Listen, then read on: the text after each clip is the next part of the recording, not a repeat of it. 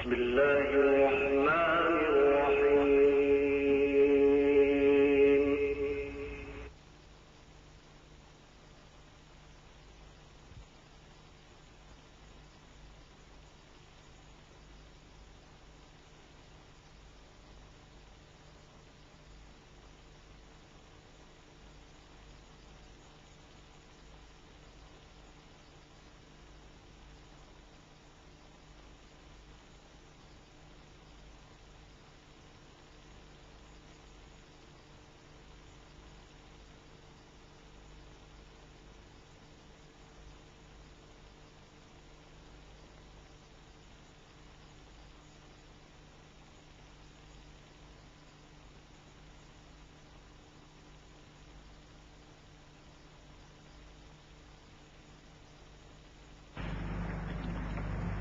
Now we would be having the question and answer session.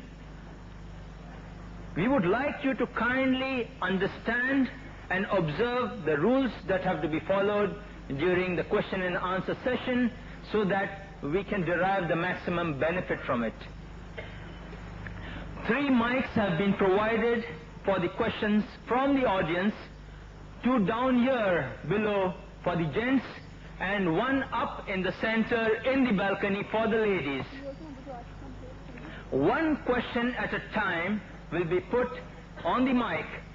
The first question being asked by the lady on the top, then we move down to the brother on my right hand side, then we move up again to the next lady in the balcony, we move down on my left hand side to the next brother here, and in similar fashion we move up and down in the center on the top and on the 2 sides below.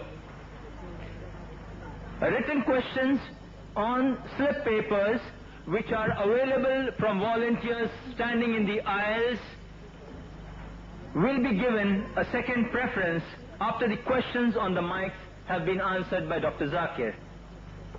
Questions asked should be on the topic women's right in Islam, modernizing or outdated only. Kindly state your question briefly and to the point, preferably in 1 to 3 sentences. This is a question and answer session, not a lecture or a debate session. Only 1 question at a time may be asked. If time permits us, we may allow you a second chance after the others have completed their chance. In the interest of having a less time wasting, a more educative and an interesting question and answer session, our decision to allow or disallow irrelevant questions or time wasting questions will be final.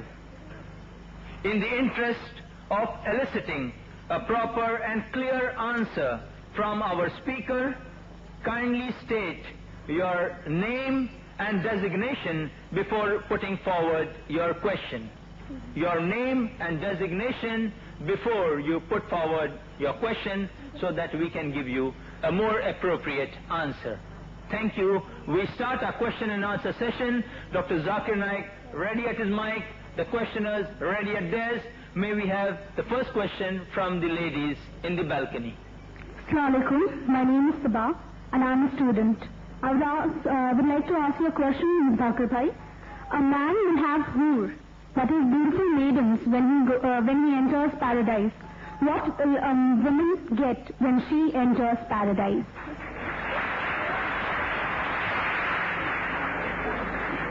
The sister has posed the question that when a man enters paradise, he will get hoor, that is a beautiful maiden. What will the woman get when she enters paradise? The Quran has mentioned the word hoor in no less than 4 different places. It's mentioned in Surah Dukhan, chapter number 44, verse number 54. It's mentioned in Surah Tur, chapter number 52, verse number 20. It's mentioned in Surah Rahman, chapter number 55, verse number 72, as well as in Surah Waqia, chapter number 46, verse number 22. And many of the translations, especially the Urdu translations have translated the word hur as beautiful maiden. If the word hur means a beautiful it means a beautiful maiden, then what will the woman get in paradise? Actually, the word hur is a plural for ahwar, which is applicable to the man, and hawar, which is applicable to the woman, and it signifies the characteristic of hawar, which means big, white, beautiful eye, and describes especially the whiteness of the eye. The similar thing is mentioned al-azwaj al-mutahharin many places in the Quran, in Surah Baqarah, chapter number 2, verse number 25, and Surah Nisa, chapter number 4, verse number 57, it says azwaj al-mutahharatun, which means companions, pairs. So the word hur is rightly translated by Muhammad Asad as spouse, and also by Abdul as companion. So hur actually means a companion or a spouse. It has no gender. For the man, he will get a good lady with big beautiful eyes, and for a woman, she will get a good man with big beautiful eyes. I hope that answers the question. The brother on my right hand side, please. Assalamu alaikum. Sultan Qazi, I'm in service. I would like to pose a certain question to Dr. Zakir Naik. For evidence given, to prove evidence, why are there two female witnesses against one male witness? The brother asked a very important question, that why are two women witnesses equal to one witness in Islam? Two women witnesses are not equal to one woman witness. Two women witnesses are not equal to one man's witnesses in all the cases.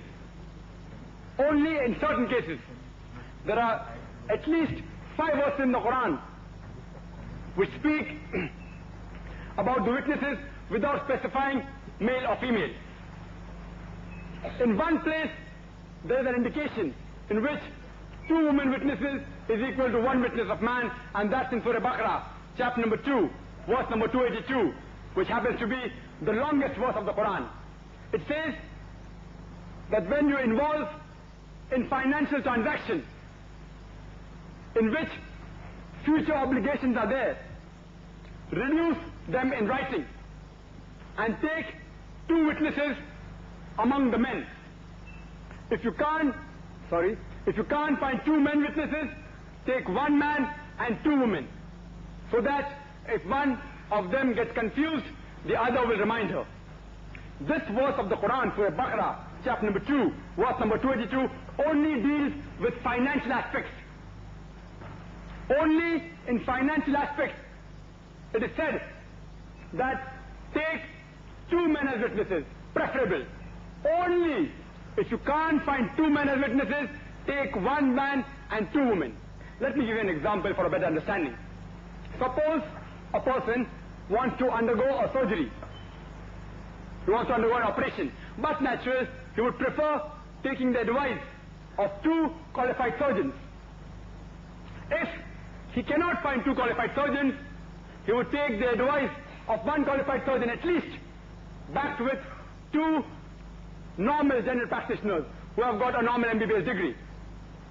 Because a surgeon is more qualified in the field of surgery as compared to a plain MBBS doctor. In the same fashion, since the responsibility of the financial aspects has been laid on the shoulders of the man in Islam, he is more well versed in finance as compared to the woman. That's why the best option for witnesses in financial transactions is 2 men. If you can't find 2 men, then 1 man and 2 women. Again, if you read in Surah Maida, chapter number 5, verse number 106, it says that when anyone writes a will of inheritance, take 2 men as witnesses. Again, dealing with financial transactions, men are preferred. Some of the jurists say that even while giving witnesses, in cases of murder, the feminine nature may obstruct her and she may get scared in cases of murder. That's why even in cases of murders, 2 women witnesses are equal to 1 witness of man. Only under these 2 conditions of finance and cases of murder are 2 women witnesses equal to 1.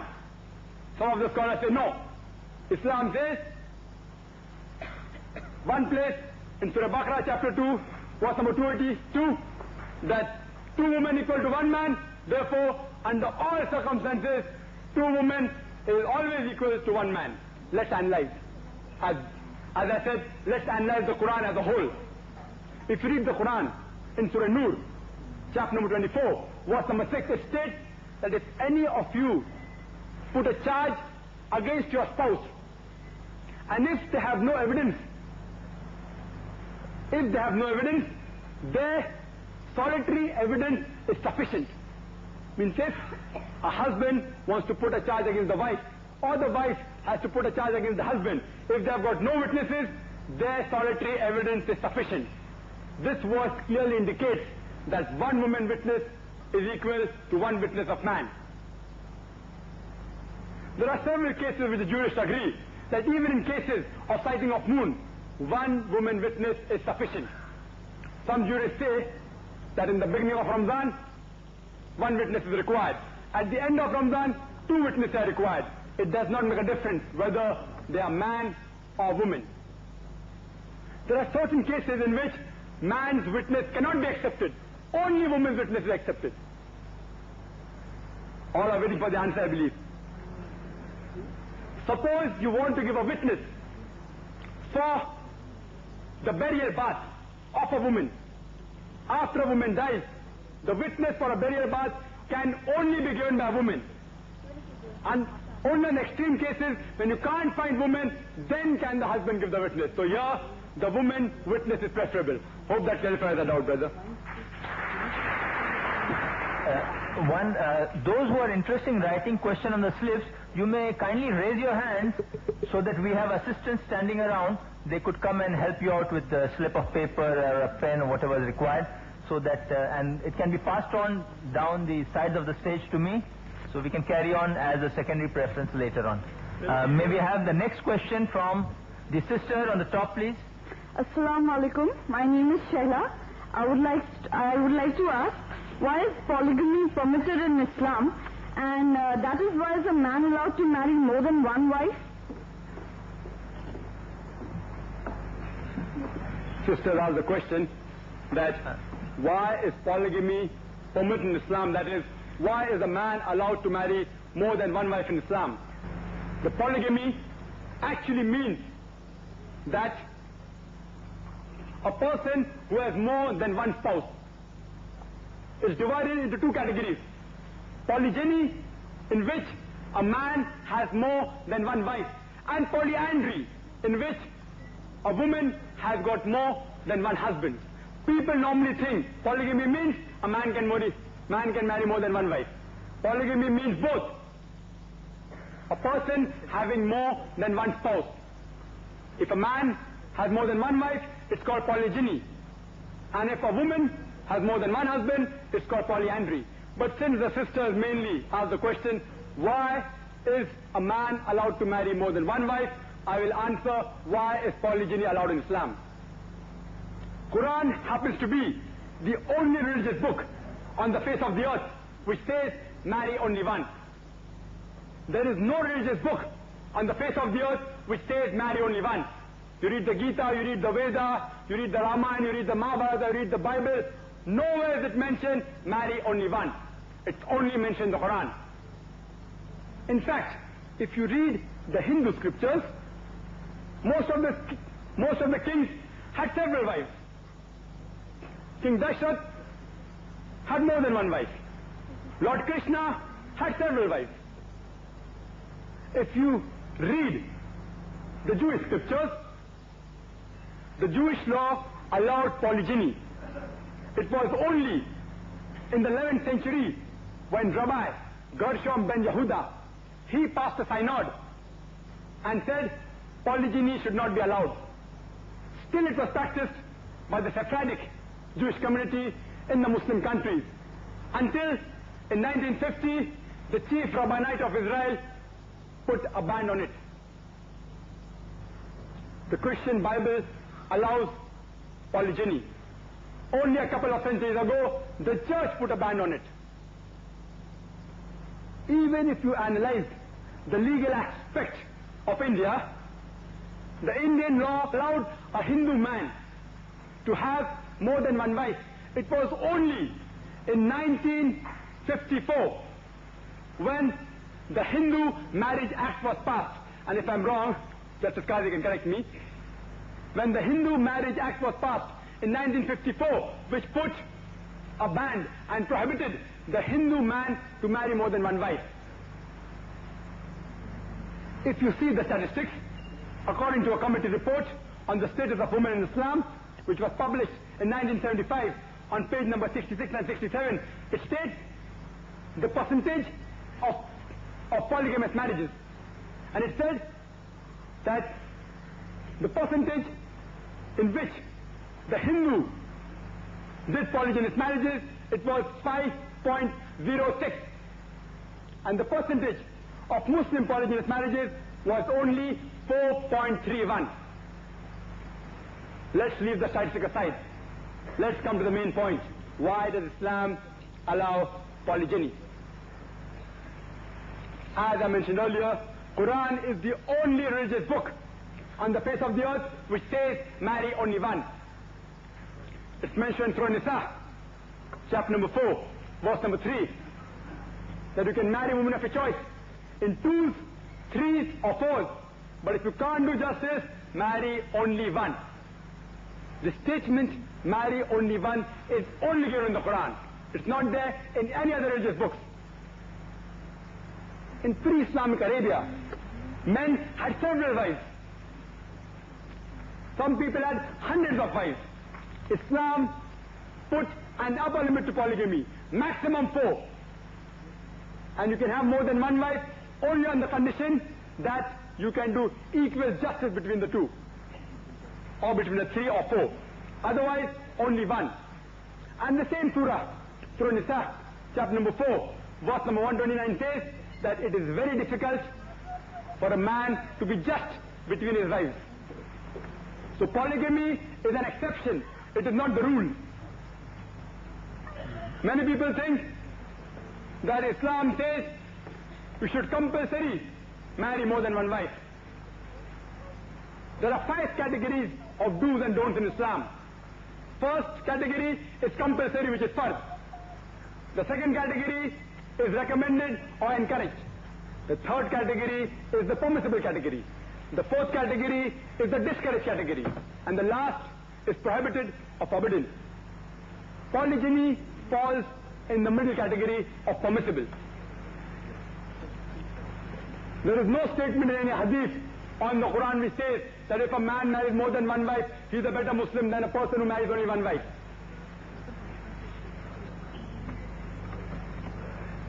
Let's analyze logically. Why does Islam allow a man to marry more than one wife? By nature, men and women are born, male and female are born in equal proportion. But medical science tells us that the fetus, if it's a female, is more stronger than the male fetus. Pediatric knowledge tells us that a female child has got more resistance than the male child. A female child can fight germs and disease much more stronger and a better way than the male child. Medical science tells us that the female is health-wise a stronger sex than the male.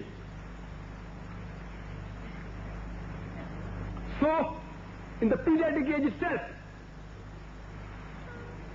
the female ratio is higher than the male ratio. Wars take place in the world, and during wars, more male are killed than the female. Even the recent war which took place in Afghanistan, approximately more than 1.5 million people were martyred, out of which most of them were men. Statistics tells us that accidents take place. More of the men die in accidents than the females. More male death takes place due to cigarette smoking than female death. Therefore, you have more female in the world as compared to the male. India is one of the countries, besides a few of the Asian countries and Africa, in which the female population is more than the male population. And the reason I've given you, because more than 1 million fetuses female fetuses are being aborted every year. And because of the high rate of infanticide, female infanticide, that's the reason that females are less than the male. Otherwise, you stop this evil practice and within a few decades you'll have that the male population will become much less than the female population. In New York alone, there are 1 million females more than male. In USA alone, there are 7.8 million females more than male. And out of the male population of New York, 1/3 are gay. They are sodomites. That means they can't find female partners. And there are more than 25 million gays in America. In Britain alone, there are more than 4 million females more than male. In Germany alone, there are 5 million females more than male. In Russia alone, there are 7 million females more than male. And God knows how many million females are there more than the male in this whole world. If suppose my sister happens to live in America, and suppose the market is saturated, every man has found a female partner for himself. Still, there will be more than 30 million females in USA alone who will not be able to find husband. And suppose my sister who is living in America happens to be among the unfortunate ladies who has not found a partner yet. The only option remaining for her is that she either marries a husband, she marries a man who already has a wife, or she becomes public property. There is no third option. And believe me, I posed this question to hundreds of non-Muslims, and everyone opted for the first. No one so far has opted for the second. But there are some people who are smart and he said that I would prefer my sister remaining a virgin. Believe me, medical science tells us that a man or a woman cannot remain a virgin throughout her life. She cannot remain a virgin throughout her life without indulging in illicit sex or sexual perversions, because daily sex hormones are being liberated in the body. And those great men who claim to have renounced the world, for example, the sages and the sons who go to mountains and Himalayas, behind them you find the Devdas is going. For what?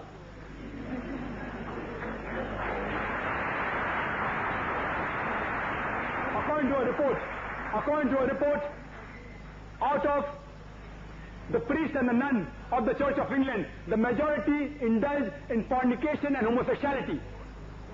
There is no option, there is no third option. The only option is that you marry a husband who already has a wife, or you become public property. In continuation of that question, we have got a question on the slip. Can you enumerate the various conditions in which polygamy is permitted? This is from Sister Samina. Can you enumerate the various conditions in which polygamy is permitted? The sister asked the question that can you enumerate the various conditions in which polygyny is permitted? The only condition which allows a man to marry more than one wife is that he should do justice between the two wives.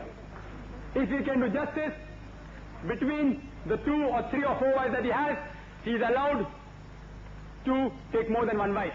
If he can't do justice, he should suffice with only one wife.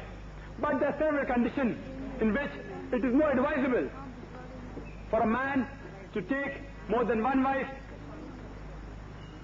One of the examples I gave is because of the surplus women, which can't find husbands, Islam has allowed polygyny to protect the modesty of the woman. There are several other conditions. For example, suppose a young lady, she gets married, and within maybe approximately a few months of a marriage, she has an accident and she gets handicapped and she cannot satisfy the husband.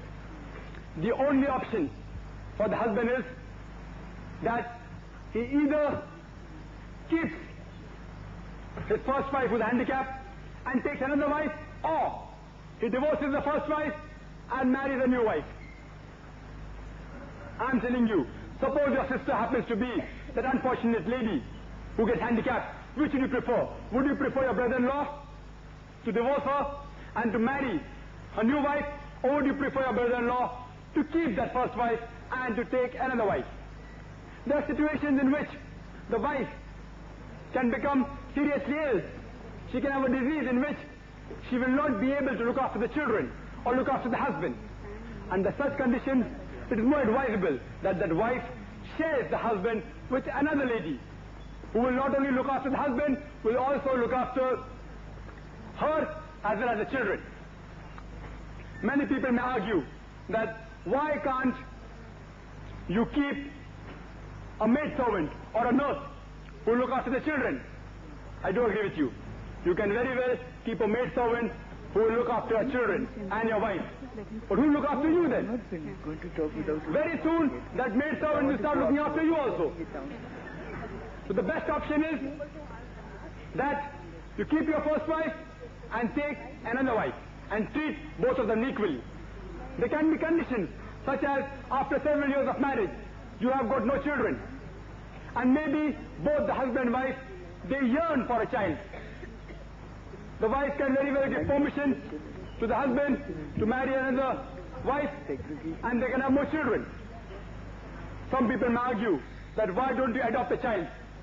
Islam does not allow adoption, for which there are several reasons. I won't go into that. The only option remaining here is that he either divorces the first wife and takes another wife if he wants children, or he keeps the first wife and takes another wife and treats both of them equally. I hope these are sufficient reasons. The next question from the brother on the left. My name is Ilyas and I'm a student. The question is, can a woman become the head of the state? A bit louder, please. Can the woman become the head of the state? The brother asked the question, can a woman become the head of a state? There is no text in the Quran which I know which states that a woman cannot become a head of a state. But there are several hadiths. For example, one hadith says that the people who have the leader as a woman will not succeed. Some of the scholars say that this only refers to a particular time in which this hadith was related, especially at the time when Persia had the leader as a queen. The other scholars say no, it refers to all the time. Let's analyze whether it is advisable for a woman to be a head of a state or not. If a woman is head of a state in an Islamic country, she may have to lead the congregational prayers. And if a woman leads the congregational prayers, in Islam, we adopt several postures like Qiyam, Ruku, Sujood, standing, bowing and prostration. If a lady is doing that in front of a gent congregation, I'm surely it will cause disturbances in the prayers. If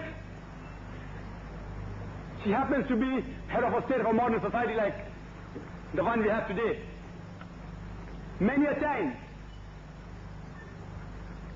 the head of a state has to have meetings with other heads of state which are usually gents. And many a times they have closed door meetings in which no one else is allowed.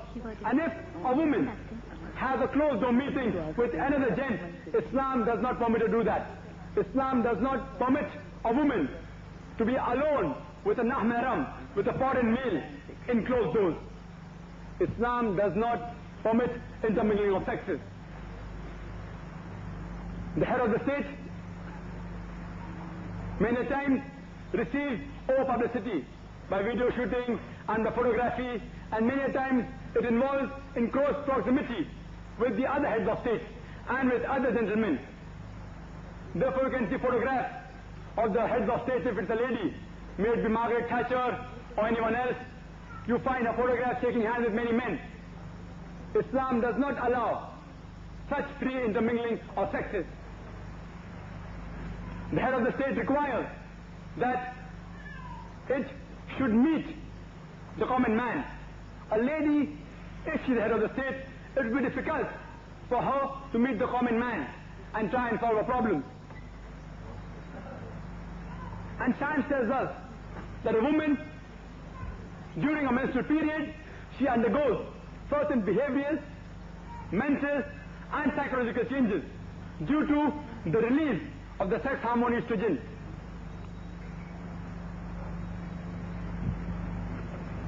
And these changes will surely disturb her in making decisions if she's the head of the state.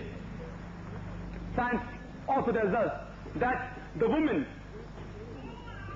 has more verbal and vocal skill as compared to the man. And a man has got more spatial ability. Spatial ability means the ability to imagine things, to imagine the future, to imagine her future projects. And spatial ability is very important for the head of the state. A woman has been given an edge over the men in verbal and vocal skills which are required for a motherhood. A woman, she may get pregnant and surely she may require rest for a few months. Who will look after the state for the few months? She may have children. Her duty as a mother is very important. And it is more practicable for a man who can do both the duties of a father as well as head of a state as compared to a woman if she has to do the duty of a mother as well as head of state. So I am more inclined to those scholars who say that women should not be made the head of state. But that does not mean that a woman cannot take part in making decisions. As I mentioned in my speech, they have a right to vote, they have a right to take part in lawmaking. During the Treaty of Hudaybiyah, Salma, may Allah be pleased with her, she supported and guided the Prophet at a time when the whole Muslim community was disturbed. She guided him and she supported him. As you know, that though the Prime Minister or the President may be the head of the state, but many a time the PAs and the secretaries, they are the ones who make the decisions. So surely a woman can help the man in making decisions of the state. I hope that answers the question. The next question. I'm Vimla Dalal, advocate. I would like to ask that Islam preaches women's rights are equal to men. Why women should be in parda and why there should be a segregation of men and women in this sort of meeting also.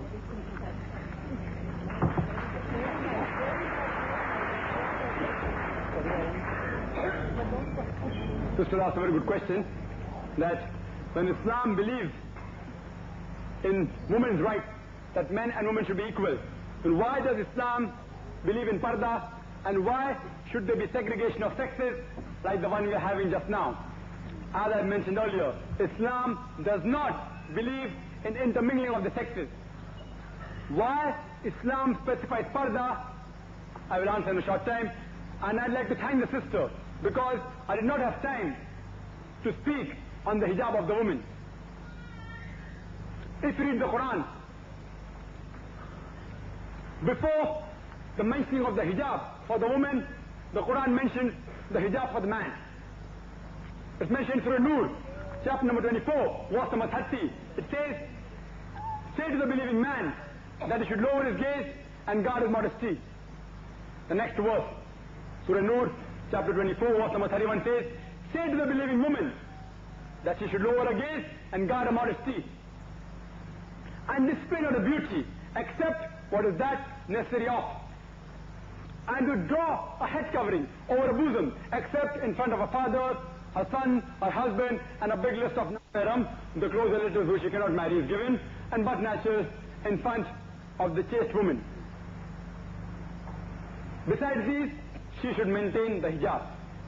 The criteria for hijab in Islam can be found in the Quran and the Sahih Hadith. There are 6 criteria. First is extent, which is the only difference between the man and the woman. For the man, he has to be covered from the navel to the knee. For the woman, her complete body should be covered. The only part that can be seen, not should be seen, is the face and the hand up to the wrist. If she wishes to cover them, she's most welcome, but not compulsory that she should cover it. Otherwise, the full body should be covered.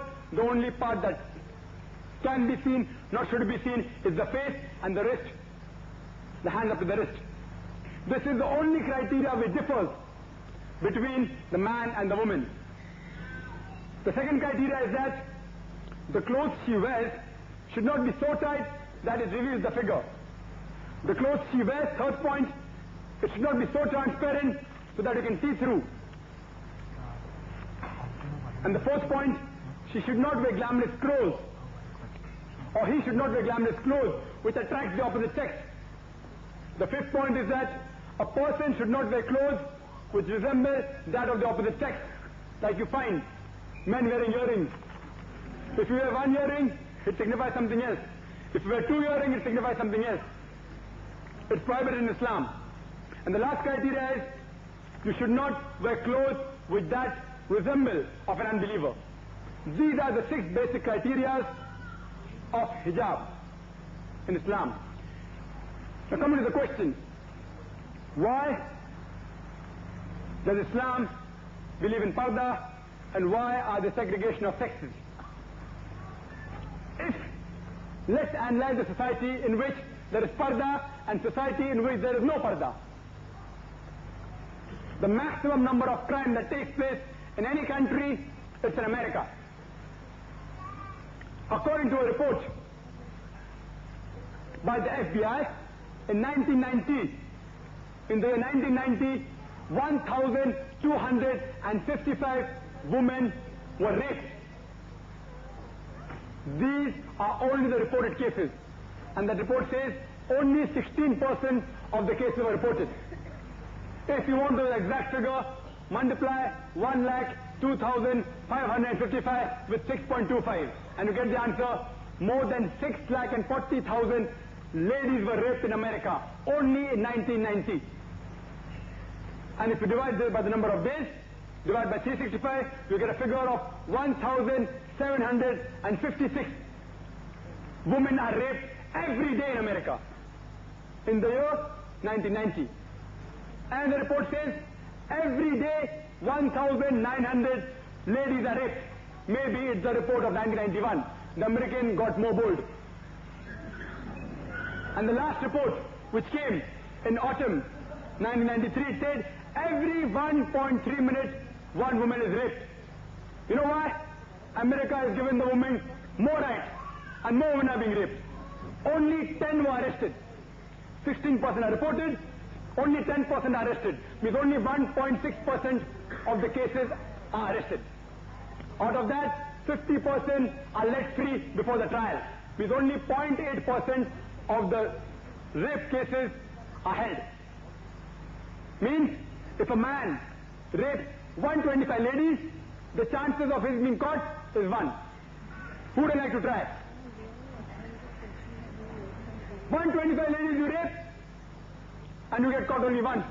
Out of that, 50% times you get a punishment of less than 1 year. Though the USA law tells you that for rape, you have got a punishment of life imprisonment. But they say it happened only the first time. He's caught the first time. Let him give him a chance. And a punishment of less than 1 year. Even in India, according to the National Crime Bureau report, which had come in the papers in the 1st of December 1992, it said that every 54 minutes, one case of rape is reported in India. Reported, no? Every 26 minutes, one case of molestation. Every 1 hour 43 minutes, one case of dowry death.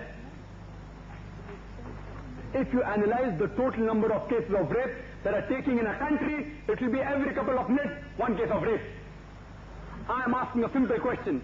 If you ask every lady to do hijab, will the rape case in USA remain the same? Will it decrease or will it increase? If you apply the hijab for every lady in India, will the rate of rape decrease? Will it remain the same or will it increase? We should understand Islam as a whole. Even suppose after that, even after a lady does hijab, irrespective of a lady does hijab or not, a man is commanded he should lower his gaze. And if suppose after that, if a man commits rape in Islam, he receives capital punishment. You call it a barbaric law. I have asked this question to several people. Suppose, I have asked this question to many of the gents.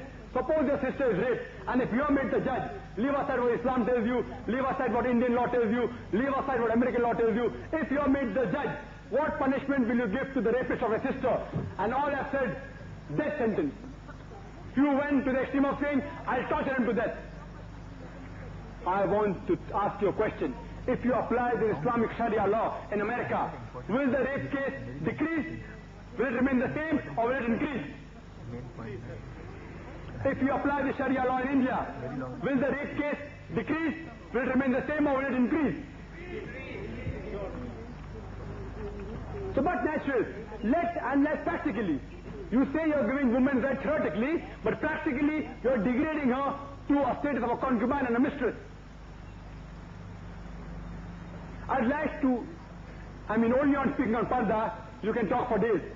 Just, I would like to end my answer by giving a small example. Suppose two ladies, two twin sisters, who are equally beautiful, if they are walking down the street. And if round the corner, there's a hooligan who's waiting for a catch, who's waiting to tease a girl. Both twin sisters are walking, both are equally beautiful. One is in the hijab, Islamic hijab, one is wearing a mini or a skirt. Which girl will that hooligan tease? Which girl will he tease? But naturally the one in the short of the mini. If a girl is wearing normal shalwar kameez with the hair open, maybe the shalwar kameez tight, and the other girl is wearing Islamic hijab, which girl will he tease? But naturally the girl is not in hijab. There's practical proof that hijab is been ordained in Islam not to degrade the woman, but to protect her modesty.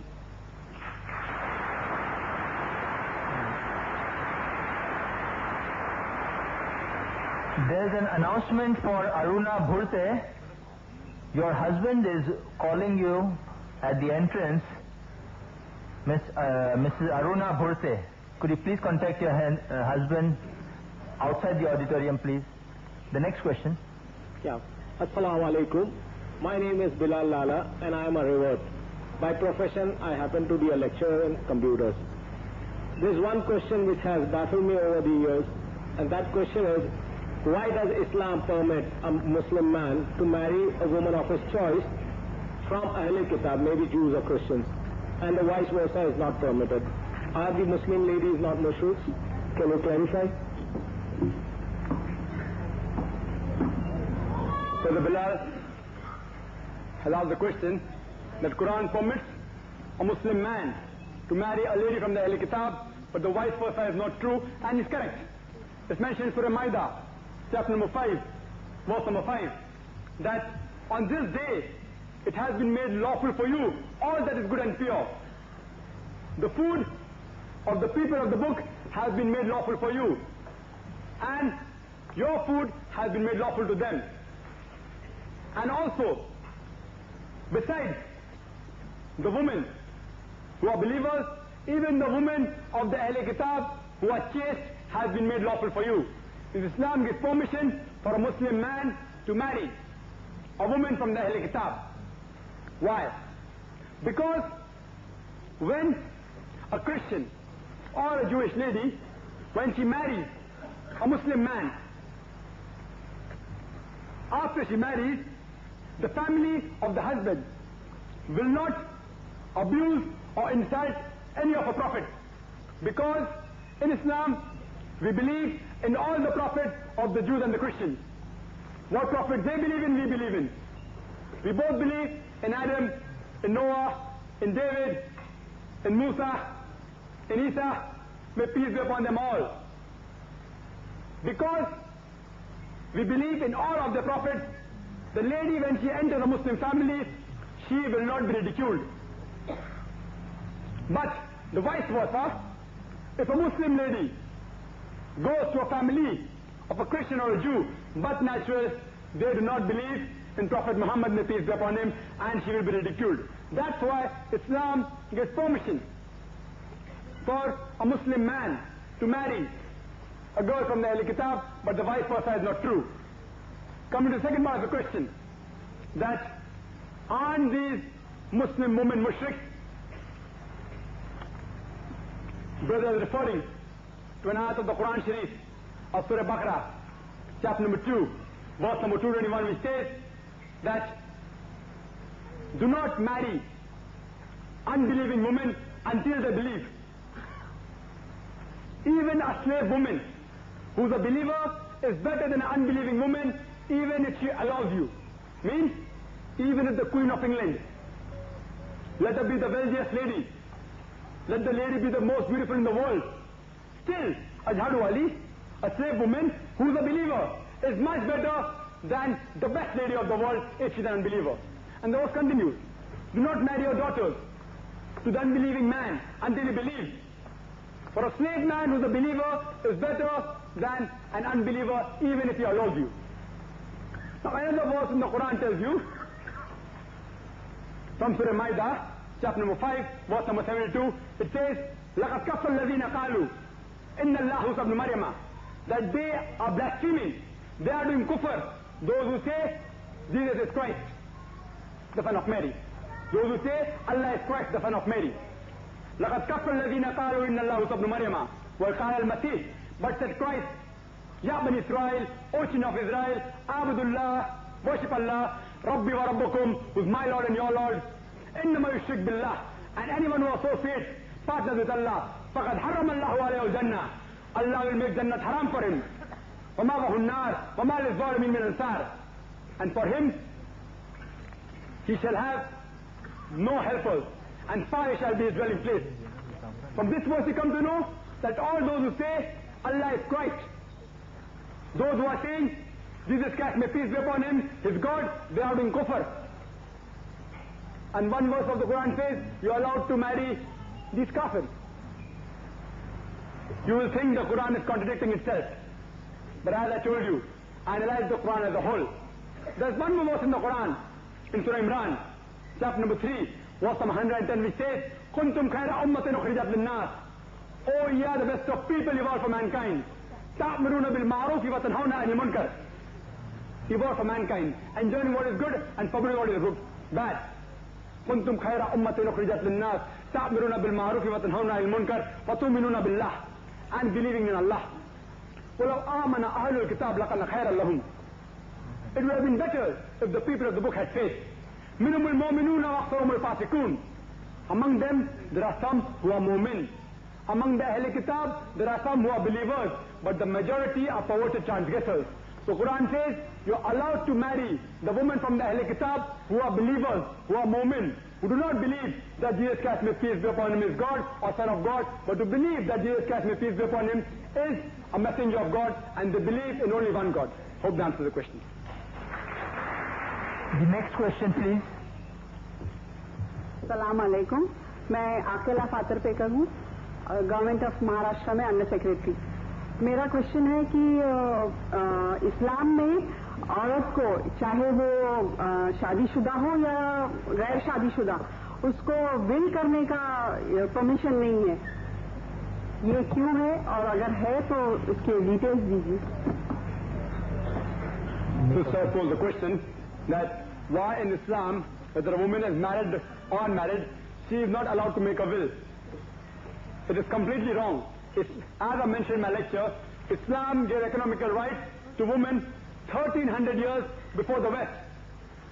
And I said very clearly in my talk that any adult woman who's mature, but naturally if she's not an adult, she cannot practice, because she cannot practice the right, because she won't be matured. any adult woman, irrespective whether she's married or unmarried, has the right to own or dispose any of her property without consultation. If she wants, she can take consultation. If she wants, she need not. She has the right to even make a will. Islam does not prohibit her that. I hope that answers the question. Excuse me, sir. We'll allow questions only from the mic, and in turn, please, we have to keep the decorum and the people who have stood for some time. The next question, please. My name is Roshan Rangwala, a businessman. Question is, Dr. Naik, as you said that Islam gives equal right to both ladies and gents, then why man is allowed to keep 4 wives and ladies are kept away from this privilege? As man can think of another woman, at the same time, after marrying one wife, man can think for another woman, why ladies cannot think for another?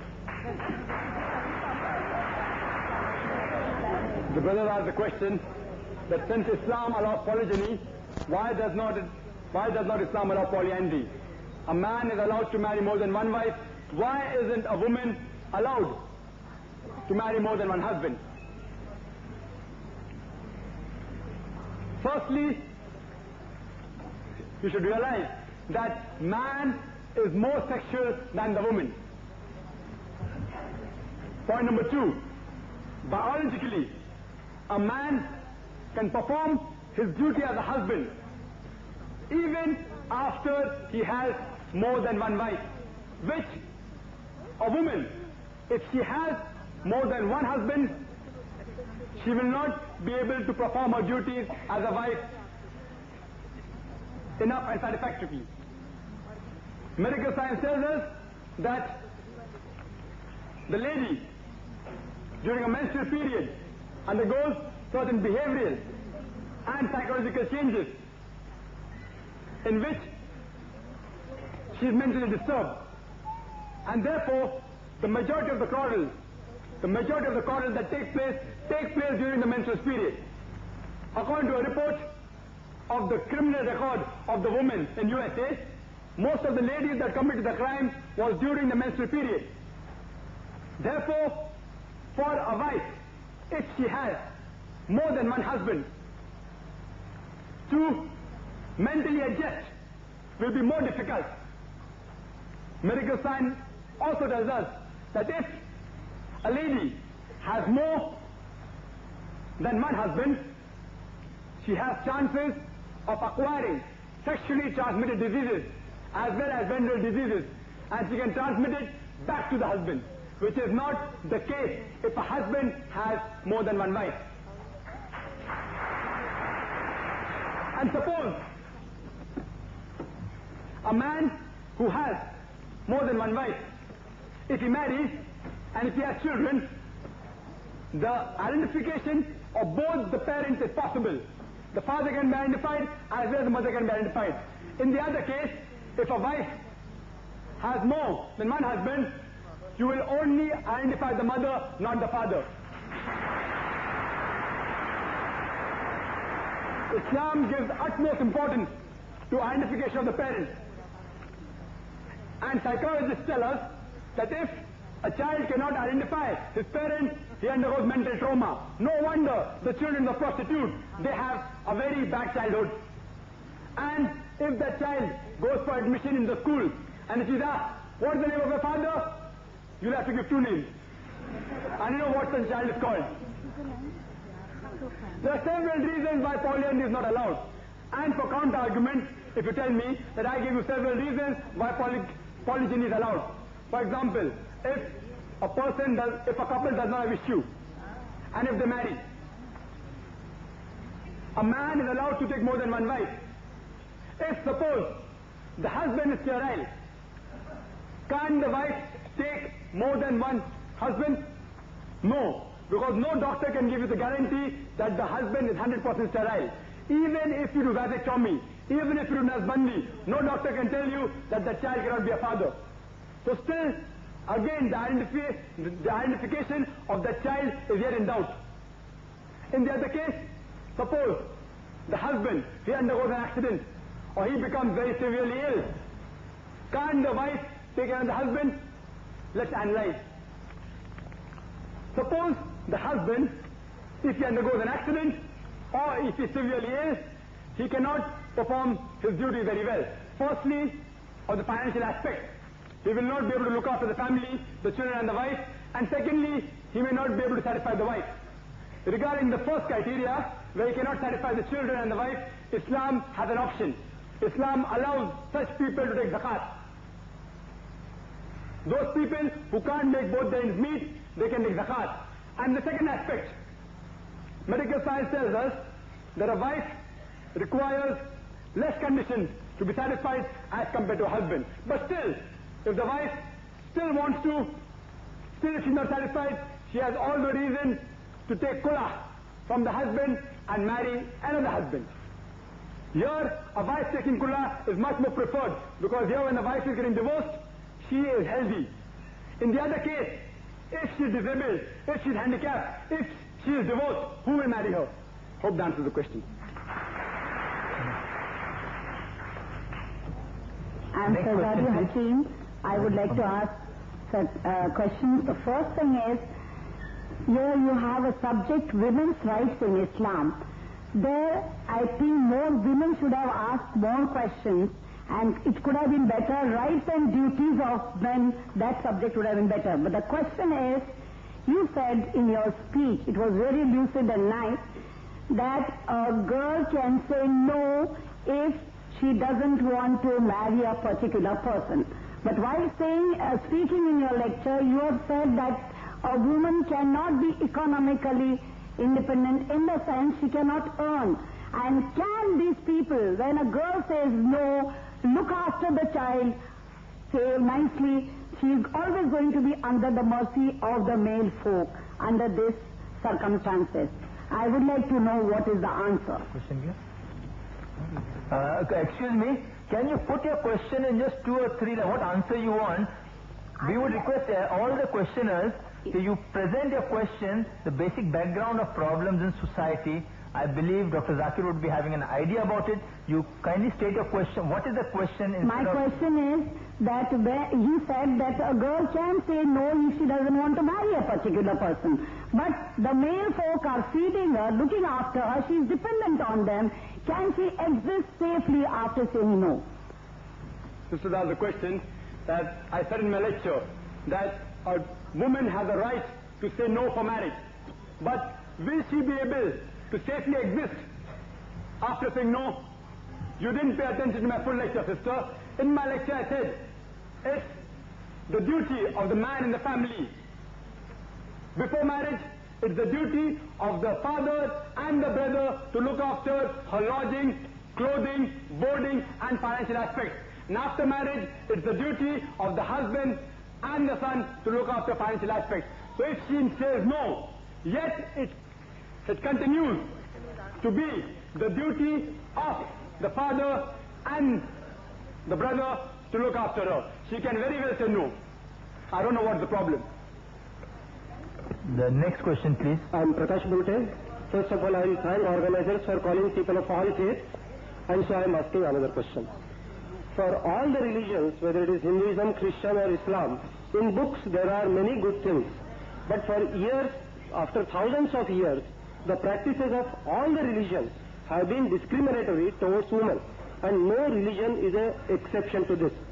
So the question is, what is written in the books, whether it is Bible, Quran or Gita or whatever it is, whether that is more important or the practice of the society which is more important. And if practice is more important, then we should give very little importance to what is being written in all such holy books, including Quran, Gita, whatever it is.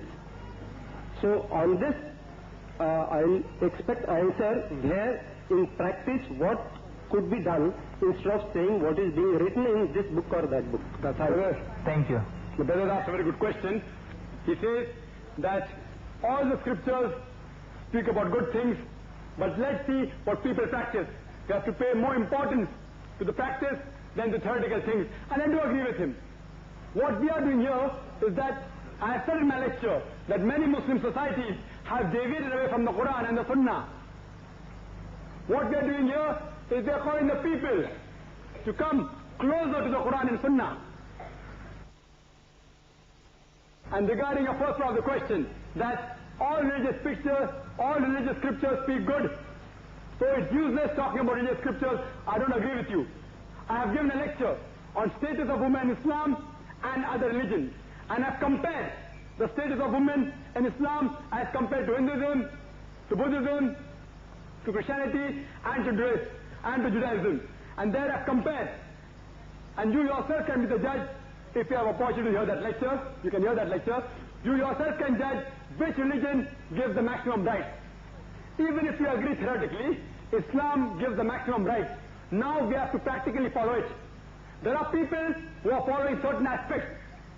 Certain aspects people aren't following it. For example, the Islamic law, where it comes to criminal punishment and civil rights, Saudi government is doing very good, alhamdulillah. Even they are deviating away from the Quran in certain aspects. What we have to do is we have to take the practical example of Saudi government as an Islamic law of criminal punishment, and if it's practicable, apply it throughout the world. And check another society which is practicing the Islamic law in the social aspect. And if it's the best, you apply it to the other world. What we have gathered here, brother, is to make you realize this law is the best law. If we are not putting in practice, we are to blame, not the religion. So that's why we have called the people, so that they will understand Quran and the Hadith in the right practice. They will understand Quran and the Hadith in the right way and put it into practice. I hope that answers the question. The next question from the top, please.